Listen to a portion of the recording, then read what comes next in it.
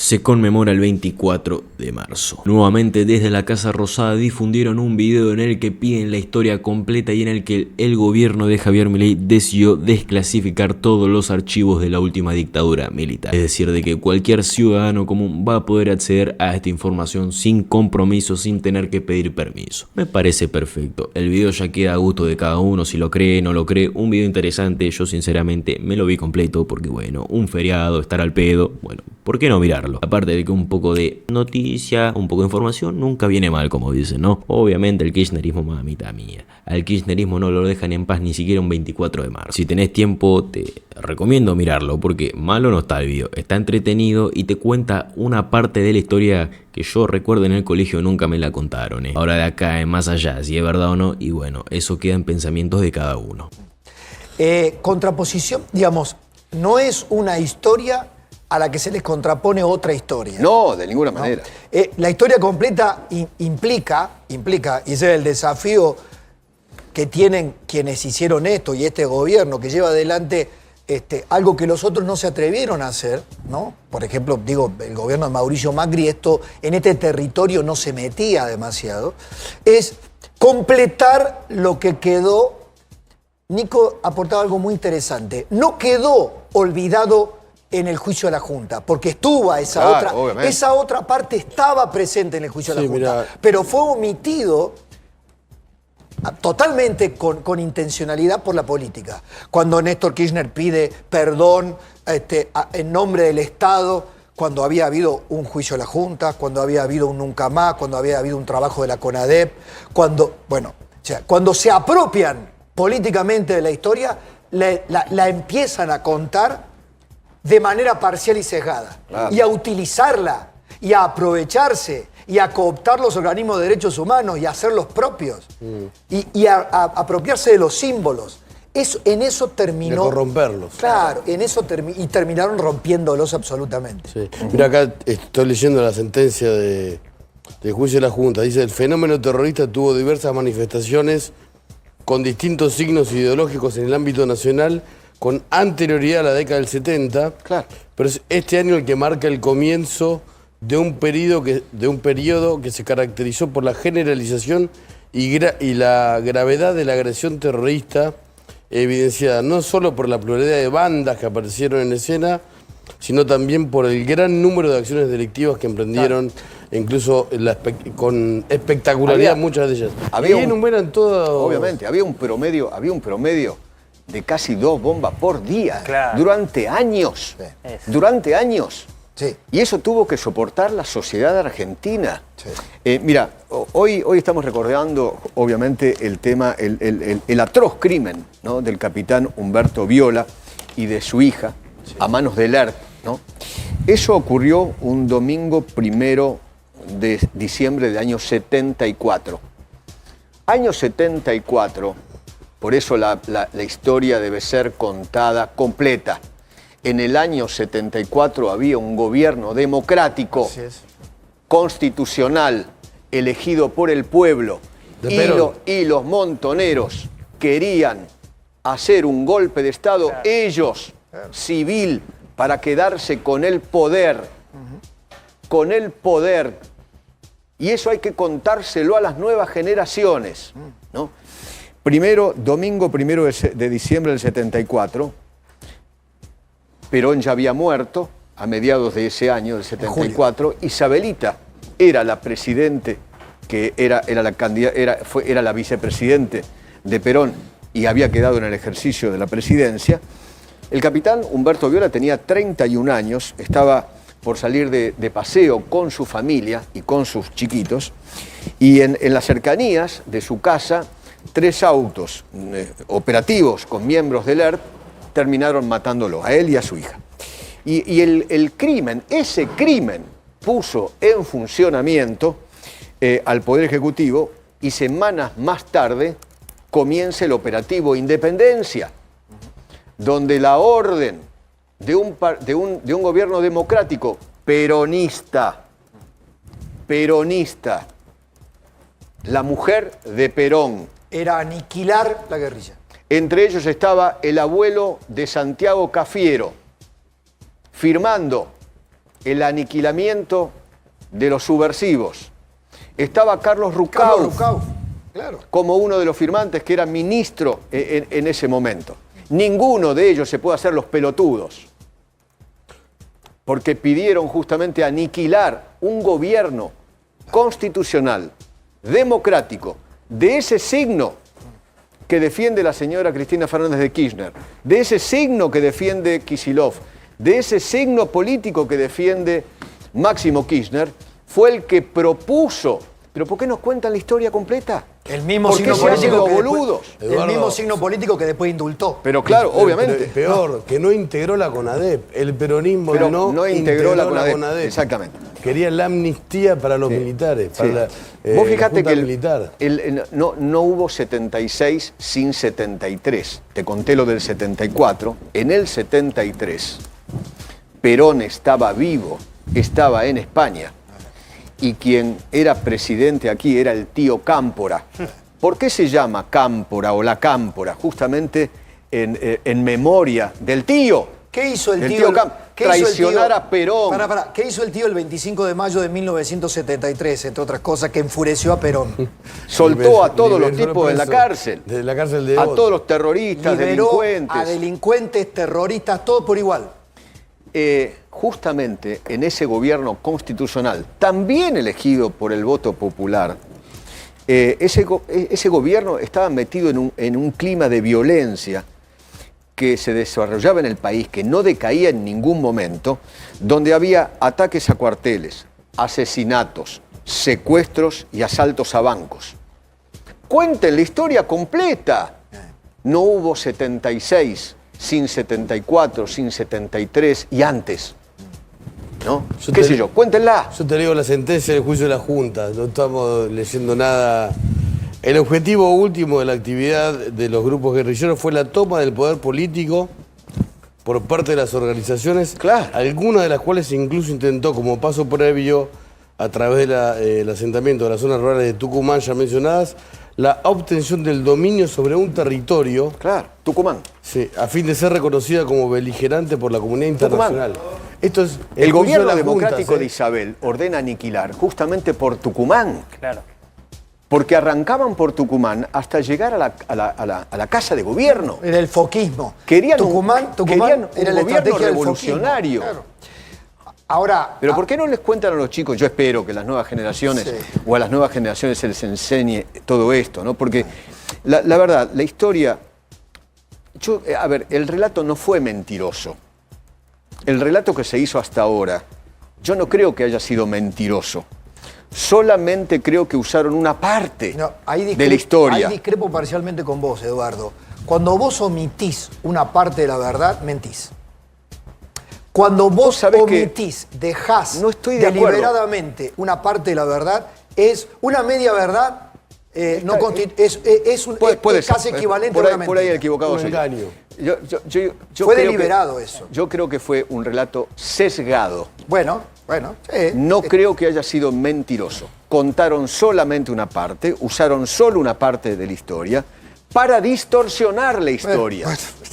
Bueno, ¿De acuerdo? digamos, la Porque- mentira es el producto final. Porque si vos deliberadamente omitís una parte, estás ocultando la profundidad del fenómeno. Es posible. ¿Entendés? Es posible. Entonces yo te digo, Es posible. lo hicieron sutilmente Es diciendo, posible que yo esté omito, equivocado. yo omito esta parte porque glorifico esta otra parte. Glorifico esta parte porque es la que me sirve a mí, a mis fines políticos. Y eso es lo que hicieron. Porque en lo que contaron, contaron bien la historia. Porque existió Sí, claro. un gobierno de facto, o existió un gobierno genocida, existieron los vuelos de la muerte, Obvio. existieron los robos de bebés, Eso. Claro. todo eso existió. Ahora, ¿lo magnificaron? Y qué sé yo, en las cifras sí, porque los propios protagonistas te cuentan que no fueron 30.000, que fueron, igualmente me parece un horror.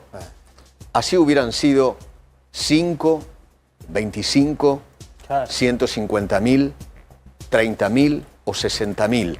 Ponele el número que quieras. Es un horror Sí.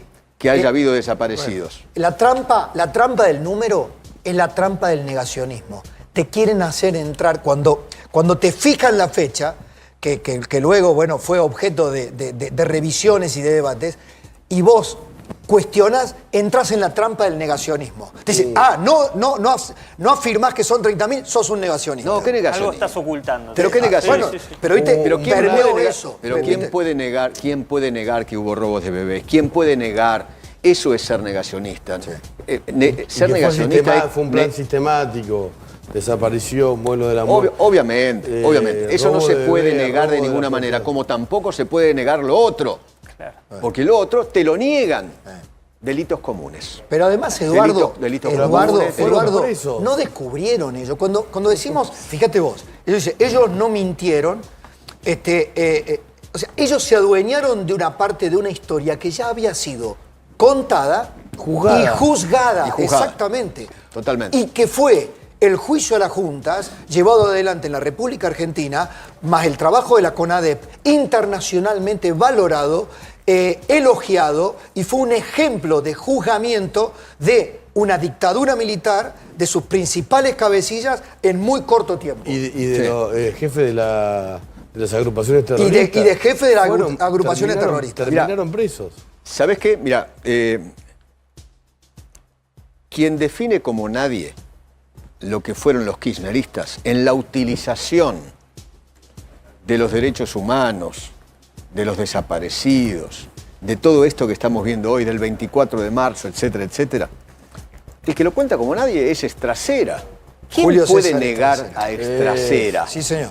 ¿Quién lo puede negar? Cristina. En su trabajo justamente en el juicio a las juntas. Nadie lo puede negar. No. Bueno, Estracera lo decía así antes de morir.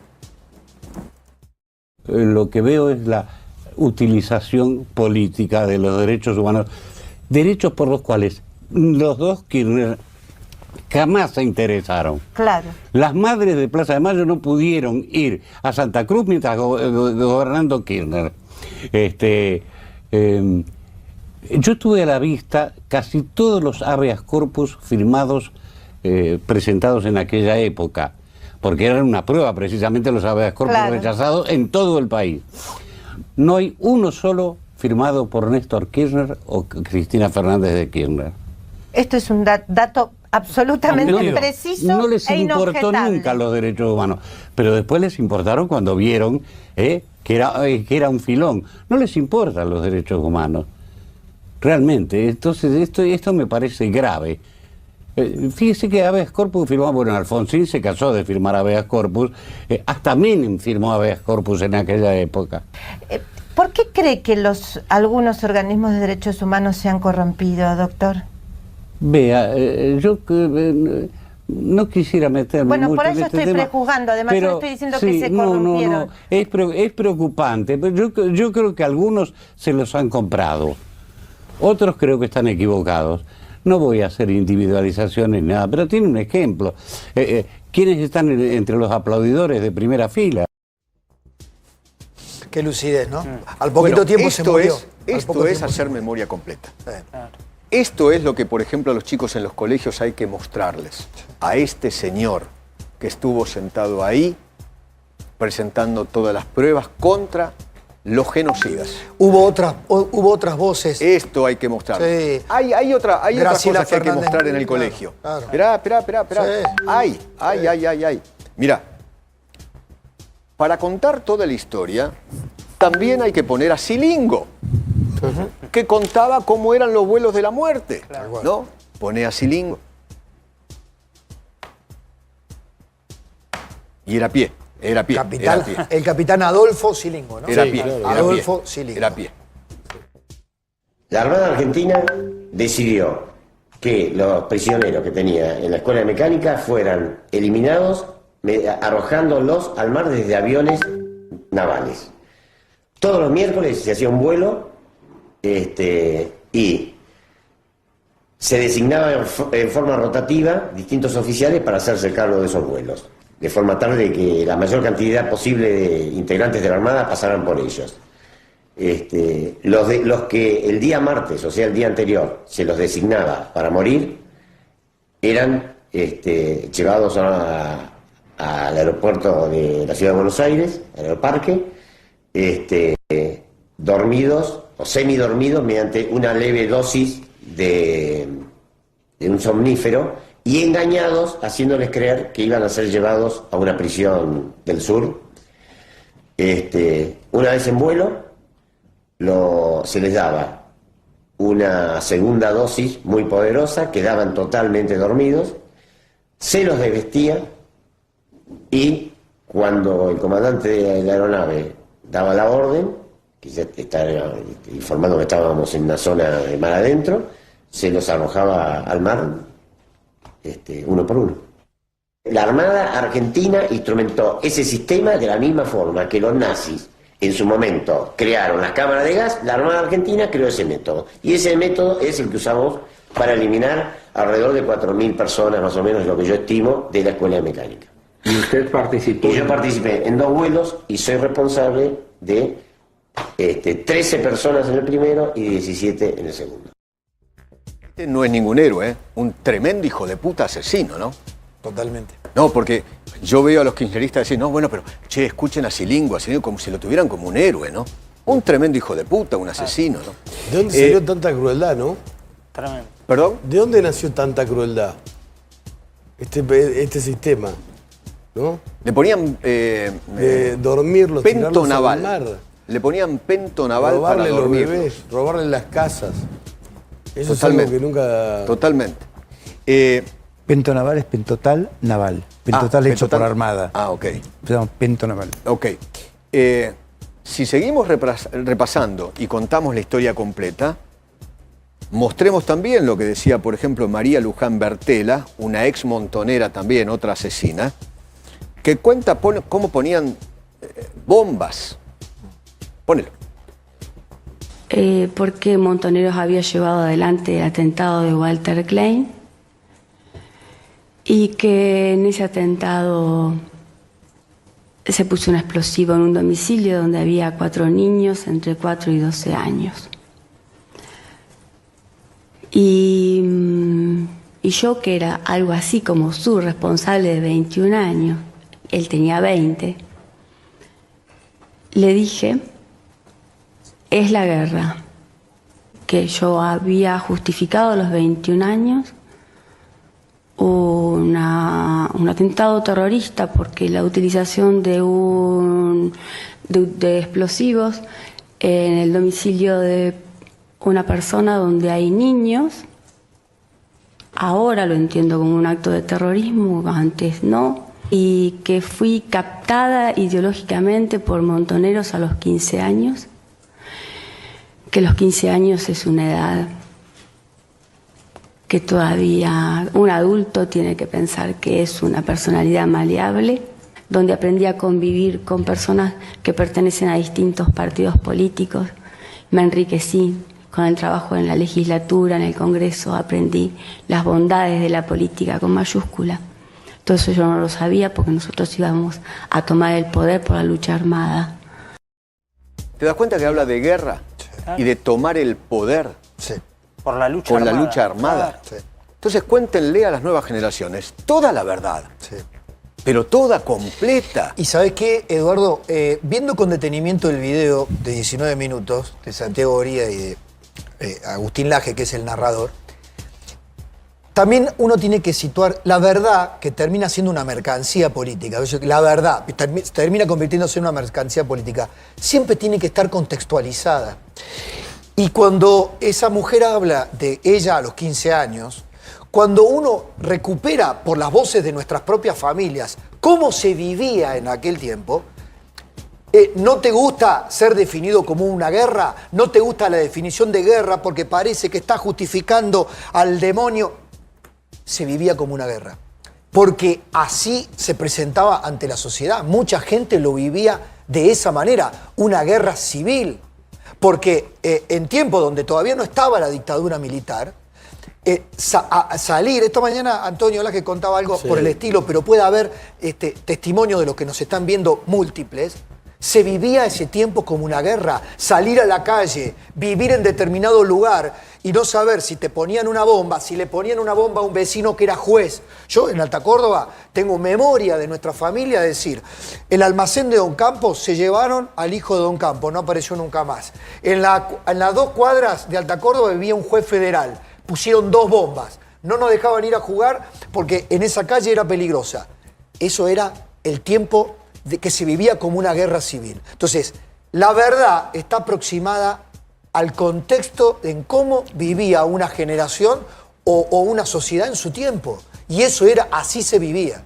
Después vinieron las definiciones. Después dijeron, no era una guerra porque el Estado, el terrorismo de Estado es el peor de todos. Entonces, empezó, bajo esa verdad de que el peor terrorismo es el terrorismo de Estado, empezó a subordinarse y a esconderse todo el resto, a ocultarse el pasado y a ocultar lo que esa sociedad había vivido inmerso en una guerra, ¿no? Cuando ciudadanos comunes que no tenían bandería política, que no estaban en las filas de ninguna agrupación política, no sabían cómo salir de su casa. O los mataban. Exactamente. Bombas en colectivos. ¿Cuántos muertos hubo bombas de en colectivo. gente que estaba esperando un colectivo y fue Pero asesinada en algún ataque? ¿Escucharon bien lo que contó esta Sí, asesina? Claro. Esta hija de puta. No, porque ahora no, porque a los 15, qué sé yo. Tremenda hija de puta. Ponía bombas a los 21. A los 21 ya sabía muy bien lo que era poner una bomba y matar. Y ponía bombas, ella misma dijo, donde había chicos de 4 y 12 años. Imperdonable, imperdonable. Como son imperdonables los robos de bebés, como son imperdonables lo que se te ocurra. Ese baño de sangre es imperdonable en la República Argentina. Pero no te olvides de algo también. De ambos bandos. Sí, sí. Porque eran 2 bandos. Sí. No les gustará. Para mí eran 2 monstruos. 2 monstruos. Los subversivos y los militares genocidas. 2 monstruos que tuvieron de rehén a esta sociedad durante años de años de años. Sí. Y gracias a Dios del 83 para acá eso se terminó. Y eso sí es para festejar, que eso se terminó. Y creo que todos los días nosotros tenemos que luchar desde donde estemos para que eso no vuelva más, ni de un lado ni del otro, ¿no? Porque hay muchos, viste, que tienen sueños húmedos con desestabilizar y voltear gobiernos. Pará. Así como lo hicieron los montoneros en el 70 y pico. ¿No es cierto? Sí. Así como lo hicieron los militares en el 76. Hay muchos que todavía tienen sueños húmedos. ¿No? Pero y además la banalización de la dictadura. Porque otra de las cosas que hizo el kirchnerismo fue utilizar los símbolos de la dictadura para atacar, te tomo lo que estás planteando, Eduardo, para atacar a gobiernos democráticos. Macri basura, vos sos la dictadura. Milei basura, vos sos la dictadura. Esa banalización es utilizar la memoria de algo horroroso como fue la dictadura para socavar, destituir, para voltear a un gobierno democrático. Te lo tomo. Lo mismo que hicieron los montoneros y el ERP. O sea, es la misma metodología, sin las armas. En ese caso, lo que hicieron ERP y montoneros era terminar con un gobierno democrático. Bueno, por eso. El de Perón. Pero, bueno, claro. El de Perón, como el viejo se murió. Totalmente. Y ahora está la copera esta, porque la trataban de esa manera, ¿no? La puta copera de Isabelita, ¿no? Sí. Ahora la recuerdan algunos, ¿viste? La quieren, y qué sé yo, qué sé cuándo, la miman. La trataban como una puta y una copera. El peronismo que no se la casó defendió. con Perón y llegó a ser presidente de la República. ¿Vos pensás que fue un golpe contra un gobierno peronista? Pero claro, un verdadero golpe de Estado contra un verdadero gobierno peronista. Lo intentaron. Ahora, perdón, y fue una dictadura peronista porque el abrazo de Videla, Macera, la incorporación de Macera idolatrando a Perón. Viejo, díganlo todo. Y los montoneros haciendo en su momento Firmenich y compañía, Perdía y compañía, Vaca Narvaja y compañía, haciendo un entendimiento con Macera. Por eso no lo cuentan. Pero por eso, claro. Eso no lo dicen. En los diarios está contado. Para que Macera sea presidente. Vicepresidente, que Isabel Perón lo postulaba para vicepresidente después del 83. Está en los diarios, está en la tapa de los diarios. El contubernio Amacera. y la connivencia del Partido Comunista Oficial con la También. dictadura militar. Pero no lo Querían la cuenta. amnistía a los militares. Pero no lo cuenta, viste que no lo cuenta, por eso digo, la memoria tiene que ser completa. Y también en los colegios, yo creo que en los colegios, un día como hoy, deberían llevar, por ejemplo, a Graciela Fernández Meijide, que fue una víctima de la dictadura militar genocida. Desapareció su hija, ¿no? Su hijo, sí. Su hijo. Desapareció su hijo, ¿no? Y tenés que llevar también al señor Labraña. Sí. Señor Labraña, que fue el mismo que me dijo a mí, lo dijo después, lo repitió en muchos medios, pero a mí me dijo que el número de 30.000 fue un invento. Y la misma Graciela Fernández Meijide dijo que fue un invento. No me creen a mí. Escúchenlos. Dale. ¿Por qué una mujer como usted, militante de derechos humanos, con un hijo desaparecido, en una fecha como hoy, no puede, si quisiera, ir a la Plaza de Mayo? Primero porque estoy muy mayor y no podría ni caminar. Pero segundo porque podría ser objeto de una provocación. Por mi posición, concretamente, por ejemplo, yo no admito que haya dos números de desaparecidos. No. Uno fue una necesidad al principio, cuando se quería llegar a los organismos internacionales y la única figura era el genocidio. Y para poder arguir que había un genocidio, se inventó el número 30.000. El otro número es el que está documentado. ¿Y saben qué, muchachos? Me pregunto yo, y le pregunto a cualquiera. Entre 10.000, para redondear, y 30.000, hay 20.000 de diferencia. Pasaron los años, se acabó el miedo de la denuncia, los nietos se están encontrando solos, ha habido reparación económica. ¿Me van a decir que hay 20.000 familias en la Argentina que no han denunciado la desaparición de un miembro? ¿Que hay 20.000 personas que pueden desaparecer sin que los compañeros de trabajo de militancia denuncien su desaparición? Sobre todo después en democracia. Díganme, explíquenme cómo, por favor. ¿Ustedes creen que la sociedad argentina es así? Qué claridad, ¿no? Es ejemplar. Qué claridad, ¿no? Sí, sí. Y el invento de los 30.000 lo cuenta el señor Labraña, que él dice, yo, como montonero, lo inventé el número. Se necesitaba volumen. Claro, volumen. Dale. Negacionista, porque ahora vamos a entrar en la palabra... En la palabra prohibida, los 30.000. Los 30.000. Los famosos 30.000. ¿Me cuenta cómo usted inventó los 30.000? Sí, no es que lo inventé, lo sugerí. ¿Dónde? En Ámsterdam. Ese momento. Estaban las madres de Plaza de Mayo, habían venido a pedir dinero. Nosotros, exiliados, tratamos de colaborar. Hicimos lo que pudimos por ellas. ¿Recuerda el nombre de esas madres? No, creo que... ¿Estaba Eve? Sí, estaba Eve. Estaba Eve. Y en ese momento se le entregaron los papeles de unos 4.000 desaparecidos, unos 4.000 compañeros desaparecidos, y ellos hablaron de un holocausto. Entonces ella dijeron, no, un holocausto no, dice, esta es una ciudad judía, nosotros el holocausto son 6 millones, 4.000 personas, no es un holocausto.